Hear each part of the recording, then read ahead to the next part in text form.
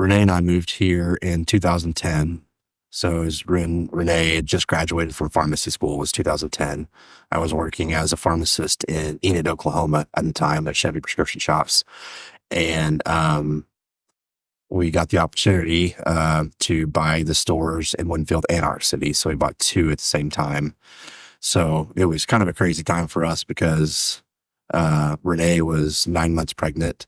And so, I always tell people in a 2-week time period, we bought a house, sold the house, bought two pharmacies, and had our first child. Renee is the lead network facilitator for CPESN Kansas, meaning that she basically is the chief operating officer for CPSN Kansas is what that means. And so I don't know where CPS in Kansas would be today without Renee. She has really put a lot of blood, sweat, and tears into that organization because of that passion for her of wanting pharmacists to be able to practice at the top of their license, do more than what they have been able to do in the past. And so, I can't tell you how many hours she has poured into that organization because of that passion that she has. And it's benefited our pharmacies, no doubt about it, but it's also benefited many pharmacies across the state. I really have to rein her in sometimes because she would be a part of everything. I think if she had the capacity to do it. There's not normally a night when we don't have either a meeting or something to go to, regarding the community. And so she's ingrained with several different organizations in Winfield. She's very involved. She's past president of the Chamber of Commerce. I can't even name all the different stuff. She's very involved in Seroptimus, Rotary. Like I say, you name it, she does it. Right now, she's working on an initiative with the hospital here in town to really get education out for Medicare, for people in Medicare, because just of all the misinformation that's going around right now about that. But there's things like that she is working on constantly to better our communities. She has been a donor since 2011 to William Newton Healthcare Foundation. And she's not only given her time and her treasure, but she also gives her time through advocacy, which looks like Medicare Advantage talks through the Radcliffe Lecture Series at the hospital. And that's just an effort to inform and engage with our community about the wellness initiatives that are going on. She's really passionate and very knowledgeable about Medicare Advantage and wants the best for not just the people that walk in the doors of Graves, but also everybody that she could come in contact with. She stays accountable and engaged and extremely involved. Sometimes I joke and ask her, when do you sleep? But I know she does. Every time she is asked about her success or is recognized for her success, she always includes, it's because I have great employees. Without people that care enough about the sustainability of the future in a town like, or in a county like Cali County, that's why a lot of small communities are not thriving. They're just surviving. So I think her engagement with the community helps Cali County thrive with all of her efforts. Almost everybody, and when I say everybody, I mean organizations, when they are on the lookout for someone that brings great ideas to the table or enthusiasm, sophistication and education, they ask Renee. So Union State Bank, I think she was one of the first female board members there. And that was really impressive. But it also didn't surprise me when they named her. So she is, she's viewed as a civic leader here in town. And so thus she has influence and people appreciate what she's doing. local hospital here made the announcement that they would no longer accept Medicare Advantage insurance. Well, that's what I have.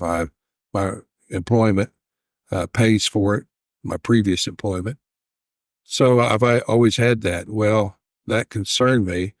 So I made an appointment with Renee, and she was fantastic. She looked at what I had.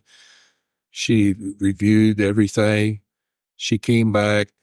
We sat in here in this room, and she determined that based on what I was not paying, what it would be to get a supplemental policy.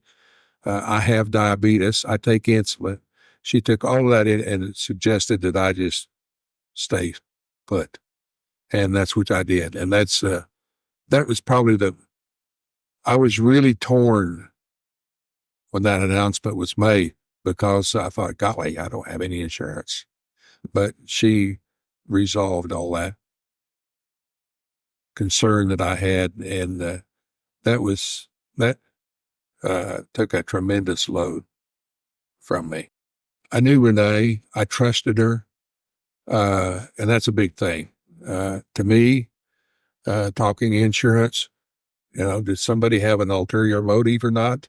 I knew she wouldn't, and I could trust her completely.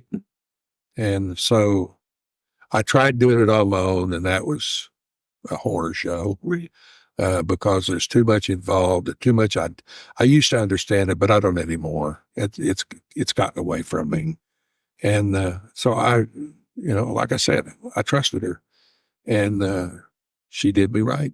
I know Renee's really active in a lot of community events, both supporting with her time and resources. But I sit on one guiding circle, like a committee with her for a charitable organization over a number of years, where she and I both worked together to promote safety and well-being of women and children in our community. It's actually benefits some members in our community, and without the people in the guiding circle to go through those applications, to just do the legwork to get people to even apply for them and to know that they're out there, it takes a lot of talking to people, and Renee's really good at that and very supportive of the organization. Renee's really easygoing. She's fun, lighthearted, very organized, and when she makes a commitment, you know that it will get done. That she always follows through on what she says she'll do. Well, I honestly don't know how she does it with, as you say, multiple stores and several children, kids who are at an age that want to be active in things in the community and in sports, and then to add on up to all of that, your own interest and to take part in those things. I admire her for being able to do all that. And I think it encourages young people who are in their age group to realize that you can raise a family, you can have your own personal interests and still be a working, great mom. And so I think she's a great role model for women her age to what you can achieve. Not long ago, a few months ago, I was out of town for the weekend, and my mother was taken to the ER. And upon her release, she had to go to a skilled nursing facility. And a prescription or several maybe, were called in. She also uses Graves, and it was after hours. And so it was called to another pharmacy that was still open and past delivery hours. And so I received a text from Renee asking me if I would like for her to pick that prescription up and drive it out to where my mom had been placed. And I just think that's who's receiving this award. And that's who she is. She is so deserving of this, just for the work that she does. So much work that she doesn't benefit us directly. It benefits our profession. And I can't think of a better person to have this award. And I'm just so proud that she puts up with me as a husband. Not the easiest one sometimes. So I'm very grateful for that. But I'm just grateful how great of a mom she is. It's well deserved. There's no doubt about that. And I just want to say congratulations, Renee. You deserve all of it. And so I'm very happy for her and that she's receiving this honor. She's well deserving of it. Very proud to call you a colleague and a friend. Congratulations, Renee.